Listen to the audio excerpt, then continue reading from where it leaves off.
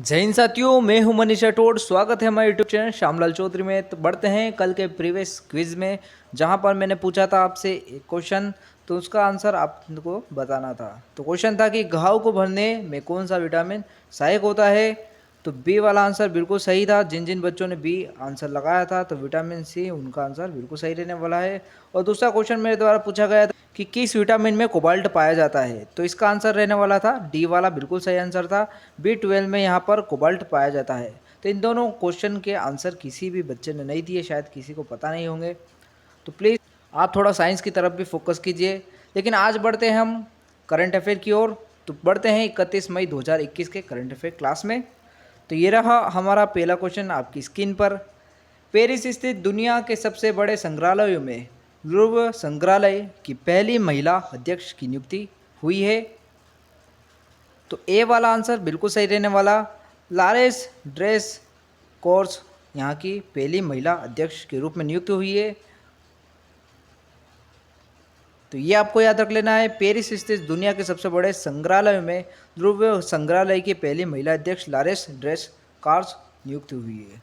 तो ये रहा दूसरा प्रश्न हमारी स्क्रीन पर। क्रिस्टिन वर्मुथ को किस देश ने अपनी सेना की पहली महिला सचिव के रूप में नियुक्त किया है। तो बी वाला आंसर सही रहने वाला। अमेरिका द्वारा यहाँ पर क्रिस्टिनी मरमुद को यहाँ पर सेना की पहली महिला सचिव के रूप में नियुक्त किया है। तो ये आपको याद रख लेना है, नोट डाउन जरूर कर लेना है।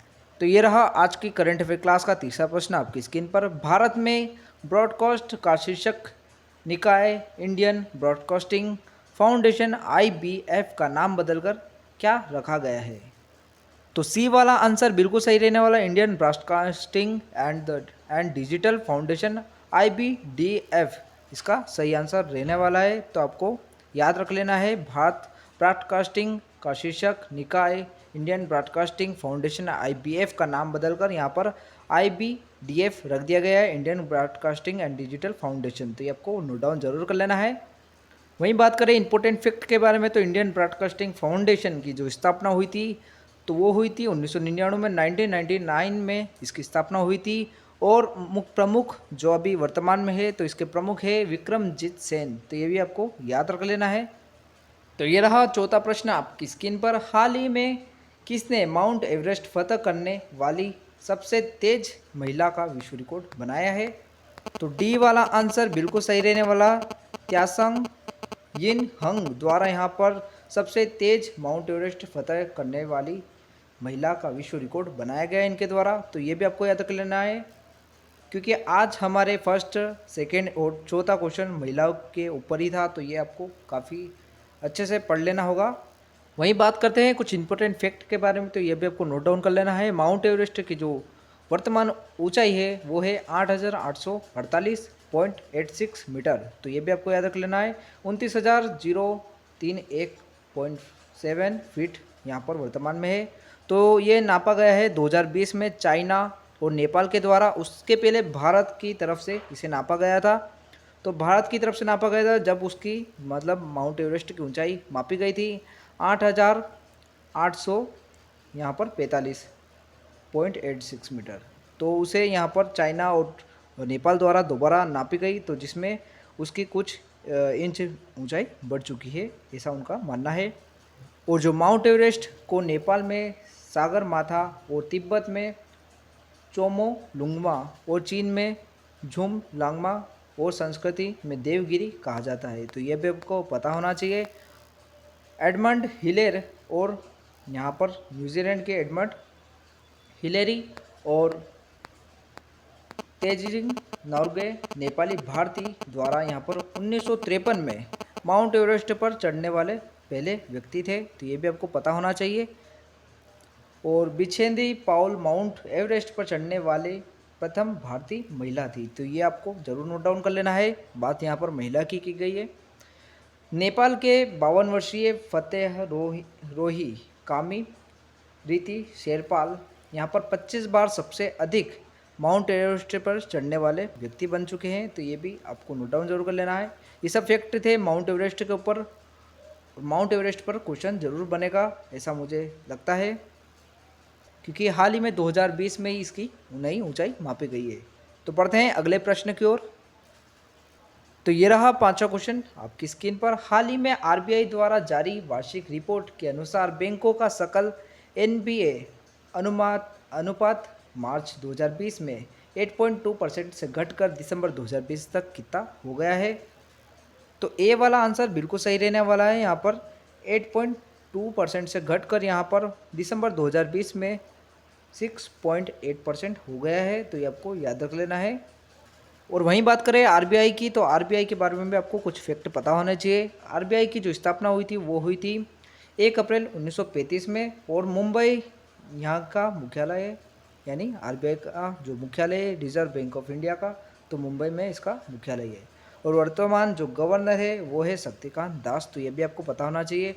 उप गवर्नर्स है तो उनके नाम है M Rajeshwar Rao, M D Patra, M K Jain तथा टी रविशंकर। तो ये भी आपको पता होना चाहिए। और मोटो है case is king but digital is divine. तो ये आपको याद रख लेना है, नोट डाउन जरूर कर लेना है। तो ये रहा हमारा अगला प्रश्न आपकी स्क्रीन पर। हाल ही में भारतीय खुफिया एजेंसी रो के प्रमुख सामंत कुमार गोयल का कार्यकाल कितने वर्ष बढ़ा दिया गया है?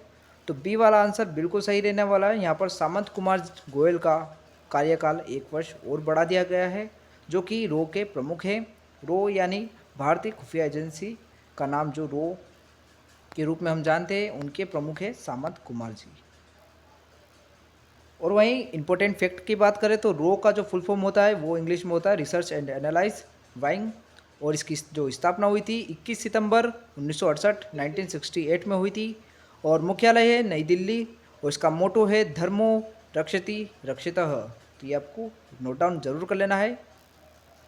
तो ये रहा हमारा अगला प्रश्न आपकी स्क्रीन पर। हाल ही में किसने वीडियो कॉन्फ्रेंस के जरिए services e health assistant and the teleconsultation OPD या का पोर्टल लॉन्च किया है?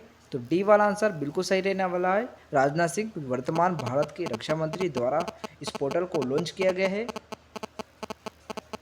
तो ये रहा हमारा 9वां प्रश्न आपकी स्क्रीन पर। हाल ही में किस राज्य यूटी की सरकार ने special assistant scheme for COVID mortalities शुरू किया है? तो बी वाला आंसर सही रहने वाला है। जेएसके द्वारा यहाँ पर इसको शुरू किया है। जेएसके वर्तमान में जम्मू कश्मीर यहाँ पर केंद्र शासित प्रदेश है। यह भी आपको याद रख लेना। और इम्पोर्टेंट फैक्ट रहेंगी कि जेएसके का जो विलय हुआ था भारत में 26 अक्टूबर 1947 को भारत में इसका विलय हुआ था। उसके अलावा जो राज्य के रूप में इसका जो गठन हुआ था वो हुआ था 14 मई 1954 को। और केंद्र शासित प्रदेश के रूप में इसका गठन हुआ था 31 अक्टूबर 2019 को, जो कि यहाँ पर अभी वर्तमान में किया गया था 2 वर्ष पूर्व अमित शाह द्वारा, जो कि वर्तमान में हमारे गृह मंत्री है। और राजधानी की बात करें तो राजधानी है श्रीनगर। राज्यपाल मनोज सिन्हा और मुख्य न्यायाधीश का नाम है पंकज मित्तल। तो ये भी आपको नोट डाउन कर लेना है। तो ये रहा हमारा अगला क्वेश्चन आपकी स्क्रीन पर। हाल ही में आरबीआई ने किस प्राइवेट सेक्टर बैंक पर 10 करोड़ का जुर्माना लगाया है? तो सी वाला आंसर बिल्कुल सही रहने वाला। एचडीएफसी बैंक पर यहाँ पर आरबीआई द्वारा यहाँ पर 10 करोड़ का जुर्माना लगाया गया है। वहीं बात करें इंपॉर्टेंट फैक्ट के बारे में तो ये भी आपको याद रख लेना है। एचडीएफसी बैंक का यहाँ पर फुल फॉर्म जो एचडीएफसी वर्ड है उसका फुल फॉर्म रहेगा housing development finance corporations. And इसकी इसकी स्थापना हुई थी वो हुई थी 1994 को। और मुंबई इसका मुख्यालय है। एमडी सीईओ की बात करें तो उनका नाम है शशिधरन जगदीशन। तो यह भी आपको नोट डाउन कर लेना है। अंशकालीन चेयरमैन की बात करें तो उनका नाम है अतनु चक्रवर्ती। और मोटो की बात करें तो वी अंडरस्टैंड योर वर्ल्ड, हम जानते हैं आप दुनिया को। तो ये आपको याद रख लेना। एचडीएफसी बैंक के बारे में कुछ इंपॉर्टेंट फैक्ट थे। और उसी क्वेश्चन के साथ हमारा क्लास तो यहीं समाप्त होती है, लेकिन आपको छोड़े चलता हूँ एक क्विज क्वेश्चन के साथ। माफ़ कीजिएगा 2 क्वेश्चन है आज, तो उनका आंसर आपको कमेंट बॉक्स में देना है। महात्मा गांधी के पिता का क्या नाम था ये आपको बताना होगा। और ये रहा दूसरा क्वेश्चन, इसका भी आपको आंसर देना है। 1904 में डरबन में फिकनिक्स आश्रम की स्थापना किसके द्वारा की गई थी? तो ये भी आपको बताना है। तो कैसी लगी आज की वीडियो कमेंट बॉक्स में ज़रूर बताइएगा और उन दोनों क्विज के आंसर भी दीजिएगा। So please guys, thank you so much watching for this video. Don't forget like and subscribe. Thank you.